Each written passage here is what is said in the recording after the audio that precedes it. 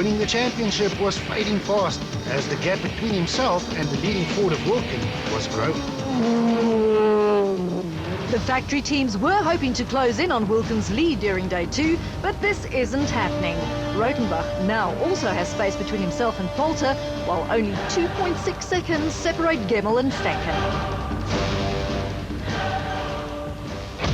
Only 40 kilometres remain in the final rally of 2010. Wilken is edging closer to a maiden career overall victory. Gemmel needs a miracle, and Enzo Kuhn is the odds-on favourite to win a second national driver's title, and that while standing on the sidelines.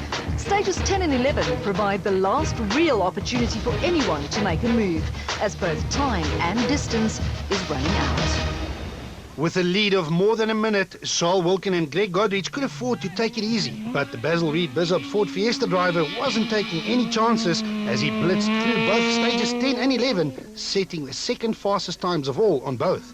Wilken's run of terrible luck started just more than a year ago when his crew was tragically killed and his car destroyed in a road accident on the way to Cape Town. They entered the 2010 season with a new car and new sponsor, but the car was consumed by a mysterious fire on its first outlet. After missing a number of events, Wilken was now on the brink of claiming his first ever victory. 9 at the arrows, then 80, go now, right 7 in. Conrad Rotenbach and Peter Marsh had already tasted victory this year when they won their first outing behind the wheel of their Ford Fiesta in the Western Cape back in March. The Zimbabweans provided the South African Championship with a lot of spice in 2010 and will undoubtedly be one of the favourites to challenge for the 2011 title. Leroy Poulter was the find of the 2010 season. After claiming the Class A6 title in just his first ever 6 events on gravel, he was promoted to the Premier S2000 class. Here on the dirt roads at Rally Star, the Castrol Toyota driver seemed to have found his feet at the top level of rallying as he was making third place on the event his own.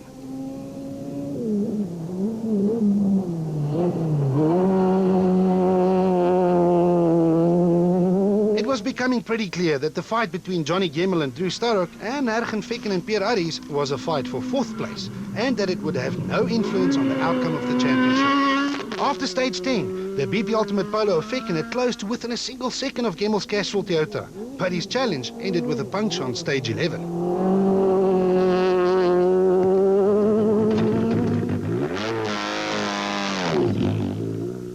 Gemmel and Starrock had a slow start to the season that was dogged with punctures and misfires, but halfway through 2010, the Castrol Toyota driver got it all together and claimed 2 successive victories to tie Enzo Kuhn at the top of the championship points table. It was a valiant effort from Gemmel, but as the season is coming to an end, it seems like he's about to miss out on the title for the 2nd consecutive year. Behind the aspiring rally and championship winners, a number of S2000 drivers were still using the Toyota dealer Gauteng rally as the final opportunity to make their marks in 2010. Team Motorite's Evan Hutchison and Al Winketsia were having an excellent event by setting times well inside the top 10 on both the tar from day 1 as well as the gravel on day 2. But the Motorite team was forced to change the steering rack in the Polo late on day 1, resulting in a 5-minute penalty that robbed them of a possible 7th position overall.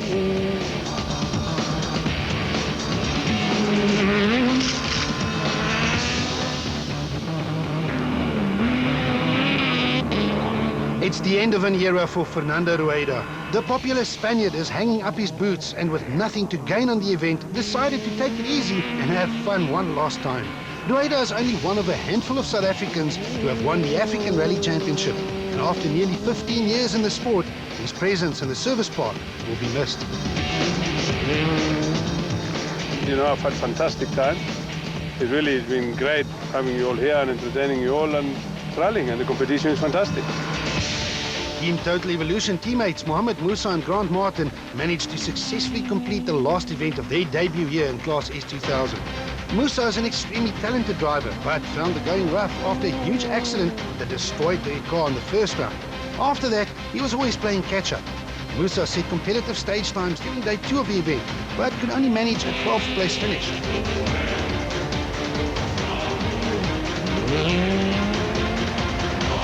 Nicholas Ryan and Jeff Tyrer had an adventure of the rally behind the wheel of the RCF Johns Way Polo. Ryan first suffered from a failed battery, then lost about a minute following an overshoot when the Polo refused to select reverse gear. And finally hit a pole that caused some cosmetic damage. But after all of that, he still finished in 11th place. The Salom Group Polo of Kent Joubert and Carl Peskin made it into the top 10, but only by less than a second. Joubert adopted a cautious approach that saw him climb his way steadily up the leaderboard, but 10th was as high as he could go. Every rally this season was new to Namibian driver Jaco van Dijk and Des de Fortier. Van Dijk is spectacular to watch and survived the tar and the dirt roads at Bobsfontein to claim another finish in 9th. 6 times national champion Jan Habig and Ralph Pitchford ended the last event for 2010 in a lowly 8th position, following their mishap from day 1. Habig was fast as always on day 2 and even won the penultimate stage, but the time lost around the Swartkops Raceway the night before proved too much and 8th was as high as he could go. JP Damso and Kellen Swan were running in 8th position for most of day 2. Damso still had a shot of winning the Privateers Championship, but his season ended in tears when the Total Evolution Toyota Runix blew an engine on the penultimate stage, forcing the Cape Townian to retire.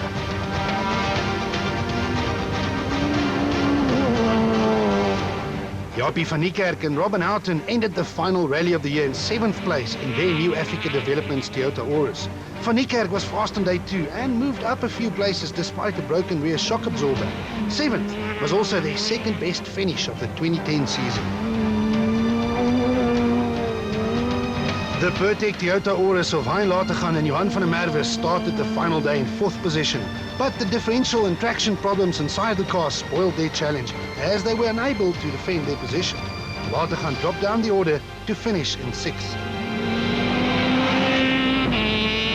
14 S2000 machines reached the end, leaving the rest of the classes with the opportunity to battle for front-wheel drive glory. Heading the 2-wheel drive contingent was Gugu Zulu and Cindy Harding in a Class A7 BP Ultimate Polo. It was Zulu's 3rd Class A7 win for the year, enough to also claim the class championship in the process.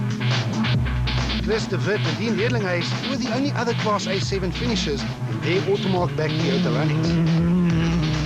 Craig Trott and Robbie Coetzee claimed the victory in Class A6, and with it also the new for 2010 1600cc championship. The Total Evolution Runnix of Trott managed to successfully fend off the challenge by Cape Town youngster Ashley Hake Smith and Hilton Orfrey in their Team React Toyota Corolla.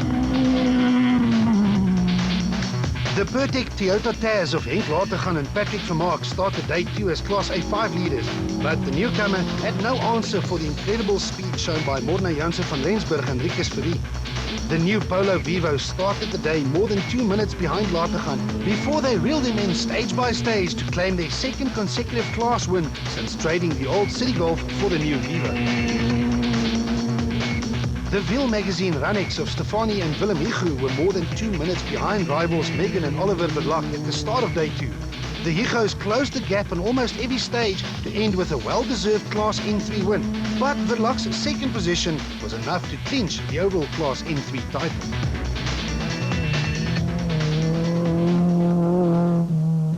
Only one short stage remains. The Rally Stars Super Special is the final stage of the 2010 Sasol South African Rally Championship and the only stage that stood between Charles Wilkin and a maiden overall rally victory. I've got to keep it together and just take it easy and not take any chances on this last one and bring it home. With 2 Fords leading the way and Gemmell still down in 4th position, Enzo Kuhn looks set to become 2010 champion.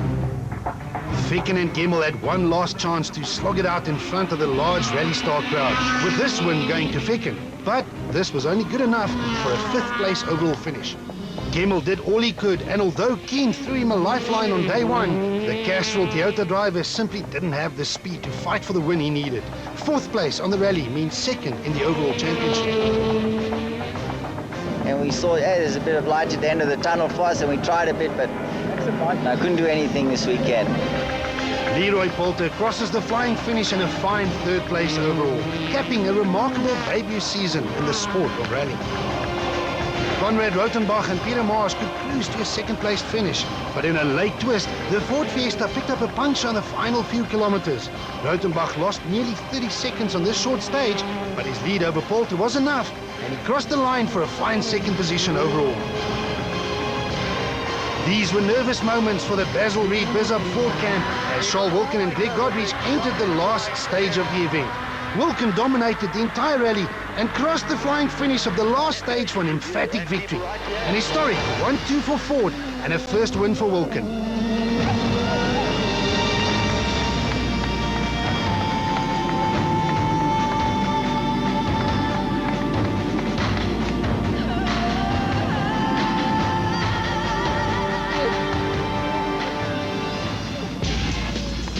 A dominant 84-second victory for Charles Wilkin, who led from start to finish. Ford spoils Toyota's day by also claiming second position, courtesy of Conrad Rothenbach. Third is a career best finish for Leroy Poulter, ahead of championship runner-up Johnny Gemmell. Winning a championship from the sidelines is not what Enzo Kuhn had planned, but he knew that a title is won over a whole year and not on a single rally. We really pushed hard this year. In the last two events, I was driving harder than I've ever driven before, and I'm just so incredibly happy that the team gave me a car that I could use to that extent. It never failed me, and I'm ecstatic. I can't believe it. A third-place finish in only his second ever rally in the Premier S2000 class exceeded even Leroy Poulter's own expectations. It's unbelievable, ecstatic, you know. I mean, all credit to the team and Robert. He did a good job with the notes, and you know, definitely feeling more in the seat at the moment, and good for next year. Conrad Rothenbach prefers to win, but second was a good result for the Zimbabwean. So, you know, it's been good fun. I've enjoyed it and that, so hopefully we can come back next year and be stronger. Charles Wilkin's 2010 dreams went up in smoke just 8 months ago, but the sweet taste of champagne will undoubtedly wash it all away as he celebrates from the top step of the podium for the first time in his career. Yeah, it's been a terrible year, worst in my career, spanning 15 years, and to end it like this is unbelievable.